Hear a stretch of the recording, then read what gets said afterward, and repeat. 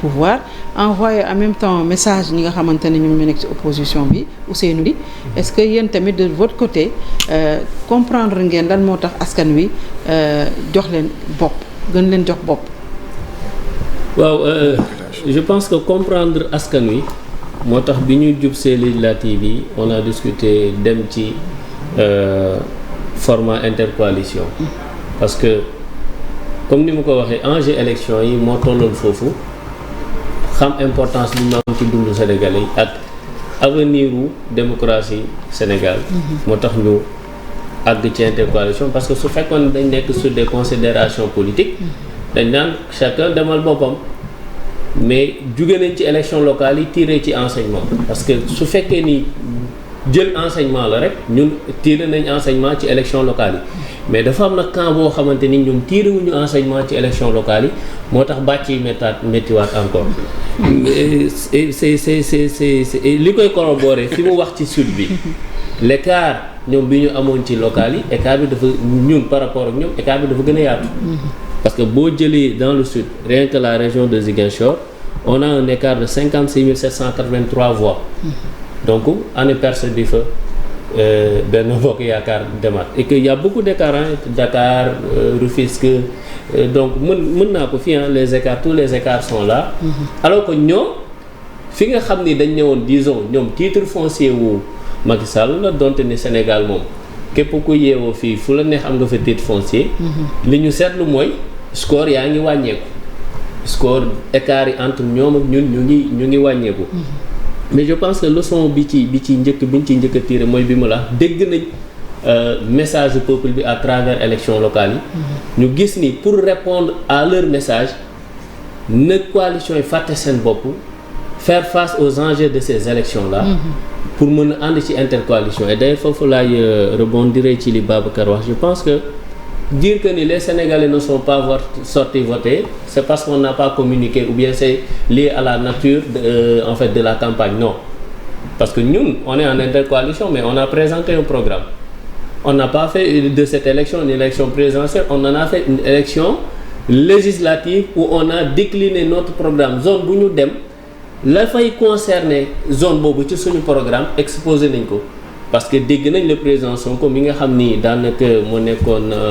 tête de liste nationale. waaw tête de liste nationale et que fu ñu dem moom la leader yi doon jiite pour mu décliner ce programme là on l'a entendu à Mbour dire à travers le mécanisme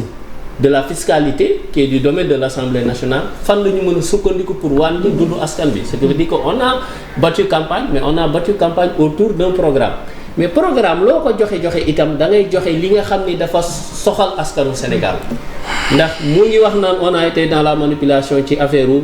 homosexualité malheureusement c'est gis nga xam nga ñoom lii seen problème ñoom dañu yaakaar ni lu génnul ci gémmiñu Macky Sall rek ça n'intéresse pas les Sénégalais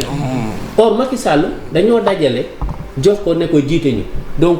su amee ab groupe de 50 000 Sénégalais toog ci ruq di discuter ci benn problématique dañ leen war a jox gëdd jox leen nopp parce que ci réew mi lañ bokk donc tous ces problématiques là yi mu soulevé on en a discuté parce que ce sont des problématiques qui intéressent quand on parle de l'homosexualité au Sénégal on dit que c'est un problème boo xam c'est dépassé je suis désolé c'est pas dépassé parce que ba ñu introduire ànd sàmm jikko yi cette association qui n'est pas du tout politique donc ba mu introduire une loi à l'Assemblée nationale ce sont vos députés qui ont bloqué cette loi alors que cette loi là dafa soxal askanu Sénégal donc nature ñun on a été dans une élection législative au contraire xam nga yaa ngi ko ne dañu sanctionner le président Macky Sall mu bañ mais li ngeen campagne bilan président Macky Sall ngeen campagne vous n'avez pas battu campagne avec un programme c'est-à-dire ce li ngeen waroon non yaa ngi confondre de non on a battu campagne sur les politiques publiques votées à l'Assemblée nationale fruit des réalisations du président Macky Sall mënoo ko dissocier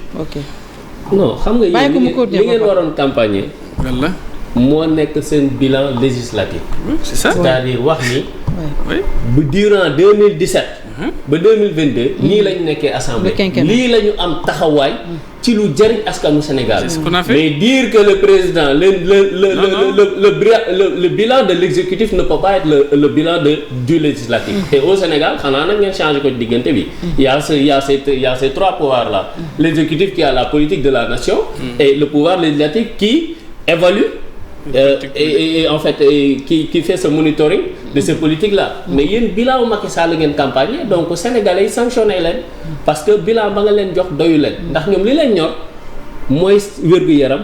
mooy dund mooy sécurité mooy seen ressources naturelles yi war a feeñ te daanaka tong-tong nañ ko ci anam goo xamante ni jaarul yoon donc